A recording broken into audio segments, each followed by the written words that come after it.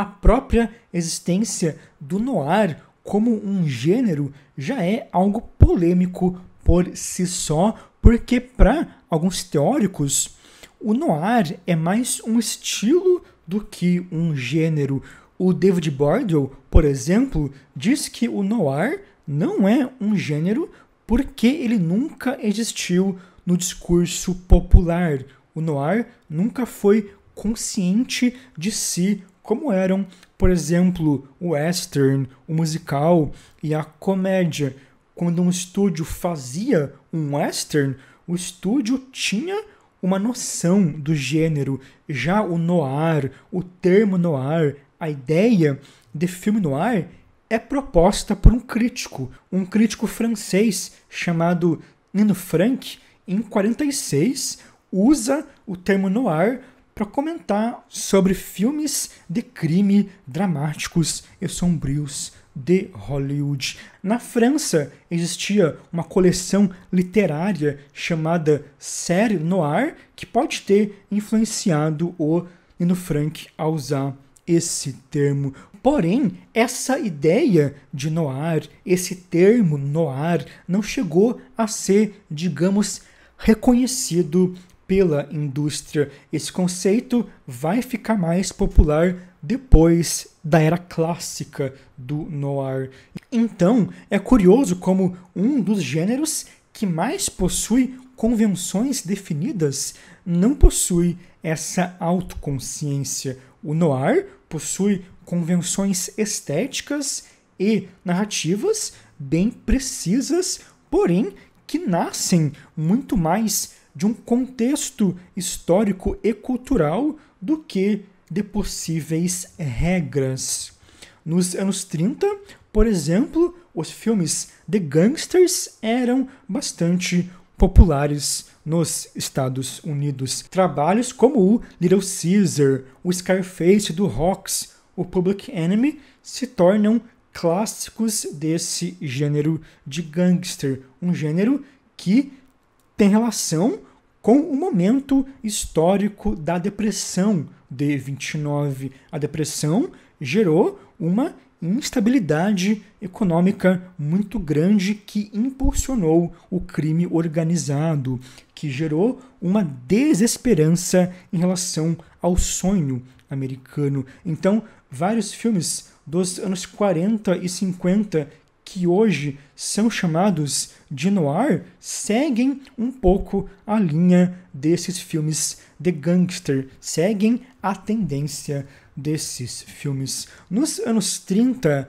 a literatura hardboiled também fica bastante popular por motivos semelhantes. Autores como o Raymond Chandler e o James Cain publicam histórias de detetives lidando com uma subcultura do crime organizado. Várias de tais histórias passam a ser adaptadas para o cinema no formato do que seria chamado de filme noir. Nos anos 30, também, alguns profissionais da Alemanha vão para os Estados Unidos para fugir da guerra. Dentre tais profissionais estão alguns ligados ao expressionismo alemão e a essa estética alemã mais sombria. Consequentemente, tal estética vira uma tendência em Hollywood. Ou seja, existiram vários fatores distintos que culminaram numa certa tendência de filmes dos anos 40 e 50 que seguiam convenções do que viria a ser chamado de noir. No final dos anos 30, a gente já tem alguns filmes que alguns autores chamam de proto-noir. Alguns filmes do Fritz Lang já podem se encaixar nisso. O Fritz Lang passa a fazer filmes nos Estados Unidos. Nos anos 40 e 50, nós temos o ápice do noir com trabalhos que são produzidos tanto a partir de um esquema mais B, de um esquema de produções mais toscas e baratas, como também a partir de produções mais robustas. O Edgar Ulmer, por exemplo, um cineasta austríaco que trabalhou com vários diretores alemães como cenógrafo, começa a dirigir filmes B nos Estados Unidos. Alguns de tais filmes se tornariam clássicos do noir. Já os noir do John Huston eram trabalhos mais caros e contavam com um elenco mais famoso, ou o próprio Marca da Maldade e outros noir dirigidos por grandes nomes de Hollywood tiveram uma produção maior, eram filmes mais caros.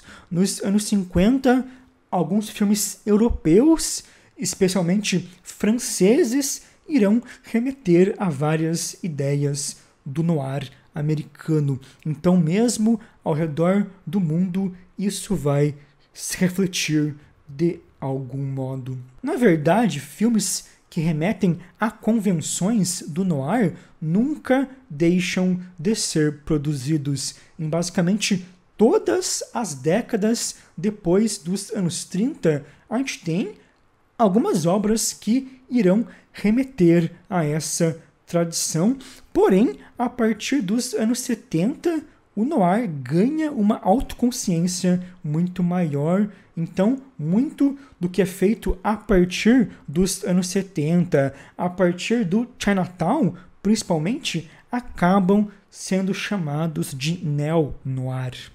Obras que trabalham com o gênero agora de modo muito mais consciente, que possuem toda uma tradição como herança.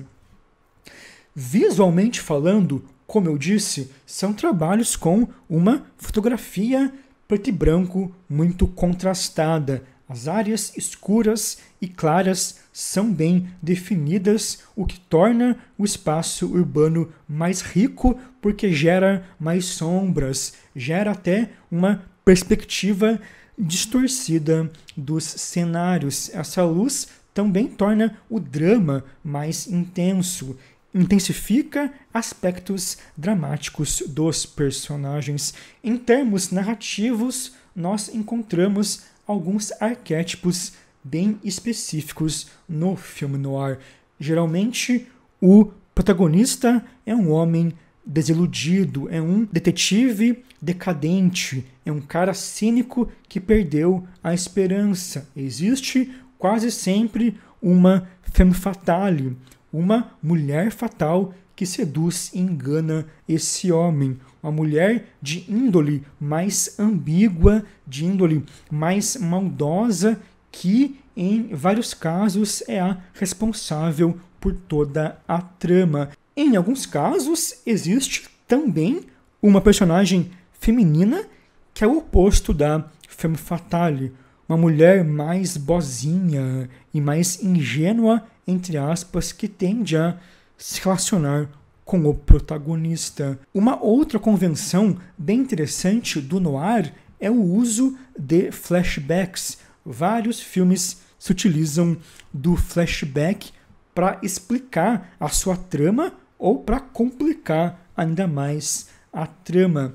Esse flashback também pode vir acompanhado com uma voz off em um tom mais confessional dos personagens, um tom em que o personagem conta de modo dramático e misterioso alguns eventos da trama. Uma parte bastante considerável do Out of the Past, do Jacques Tourneur, é um flashback.